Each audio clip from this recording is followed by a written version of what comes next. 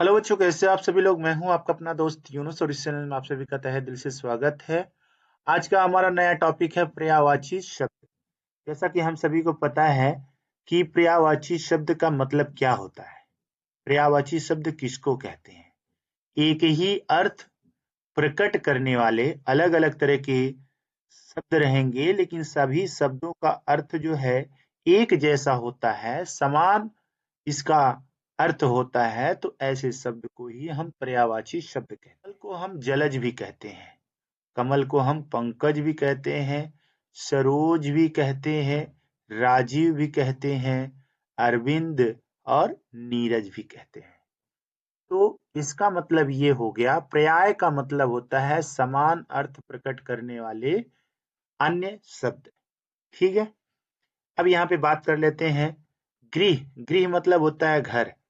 अब यहाँ पे घर को जो है किससे किसे दर्शा सकते हैं। निकेतन भी कह सकते हैं, इसको भवन भी कह सकते हैं, आलय भी कहते हैं, इसे निवास भी कहते हैं।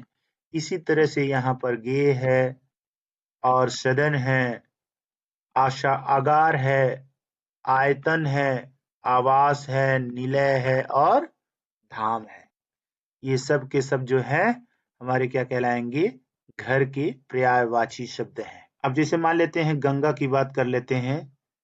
गंगा को हम सुरसरी भी कहते हैं, गंगा को देव नदी भी कहते हैं, जानवी भी कहते हैं, भागीरथी भी कहते हैं।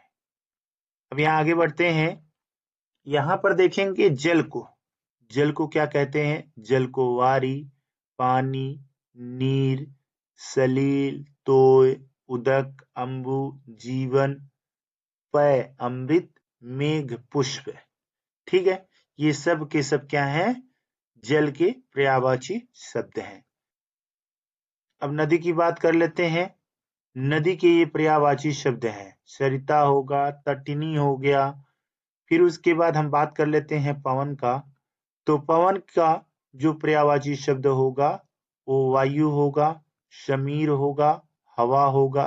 फिर आगे बढ़ते हैं। पत्नी को भार्या, दारा, अर्धाग्नि, वामा, गृहिणी, बहू हैं। ये सब के सब जो है पत्नी के पर्यायवाची शब्द हैं। इसी तरह से अब यहाँ पर देखेंगे इमली को क्या बोलते हैं, इरादा को क्या बोलते हैं, इर्द गिर्द को क्या बोलते हैं, इशारा को क्या कहते हैं, इष्ट, इसलिए, डोरा को क्या कहते हैं। तो ऐसे बहुत सारे शब्द आपको मिलेंगे। डंडा को क्या कहते हैं। ठीक है। ये सब के सब जो है पर्यायवाची शब्द हैं।